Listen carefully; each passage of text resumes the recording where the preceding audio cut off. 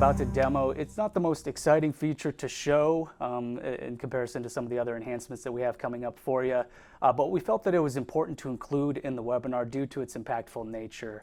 As Alyssa touched on, this is all around security enhancements, and the nature of this enhancement will likely require all of the system admins from our customers to review the user profile and permissions to ensure that things are working as appropriate. So what you're looking at here, I have kind of a side-by-side pulled up, our release notes, and also on the right-hand side, you'll notice a familiar page, the TMS admin page. And specifically, I'm going to click into the new widget here, the new link that we have on the admin page for the required field scanner.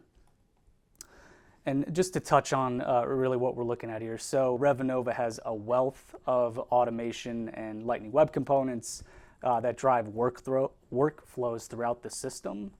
And in order to align with the best practice, best security practices, we made several changes to the underlying architecture of Revenova, and one of these primary changes, which will directly impact all Revenova customers, is a much more strict enforcement on field-level security.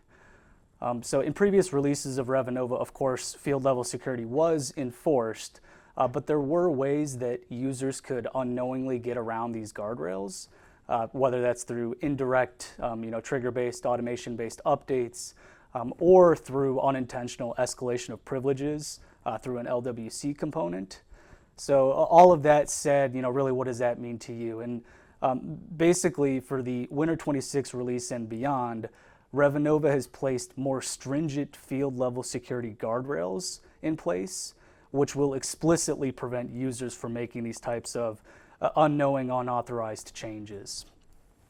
And so where this required field scanner widget comes into play is it's actually a tool to be used by system admins that will allow you to assess an individual user's access and to see which fields and objects they have access to and which they shouldn't. So let's take a look at an example here.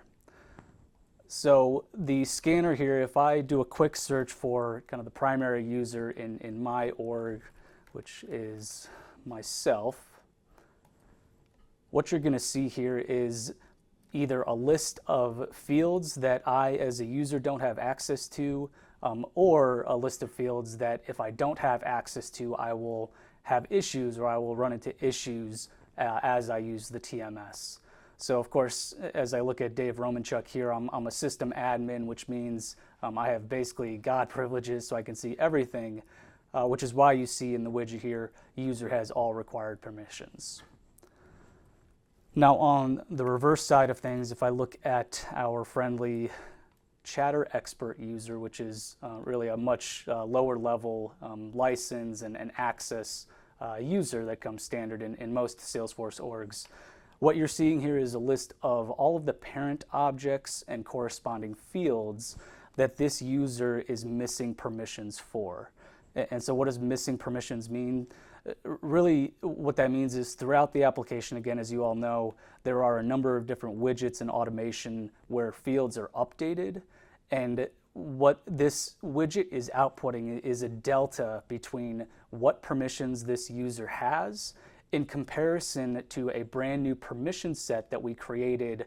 I believe it's called TMS baseline permission, and you can look at that in the setup menu. But essentially that baseline permission set is the permission set that grants access to every single field in the TMS if a user were to use every single widget throughout the application.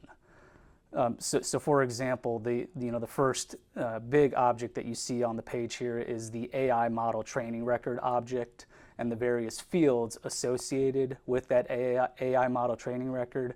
That's all in regards to our Artemis AI initiative. So of course, if you're not using Artemis today, or if this particular user isn't using Artemis, then perhaps they don't need access to these fields. But ultimately what we're trying to display here is if your user is in fact using Artemis, then this user would need to have their permissions adjusted so that they don't run into issues as they're using Artemis or really any of the objects and fields that you see listed on the page here. Carrier quote is another good example, carrier service, so on and so forth. So like I said, we're continually evaluating our cybersecurity policies for the betterment of our customers, and this is just the latest iteration of that activity.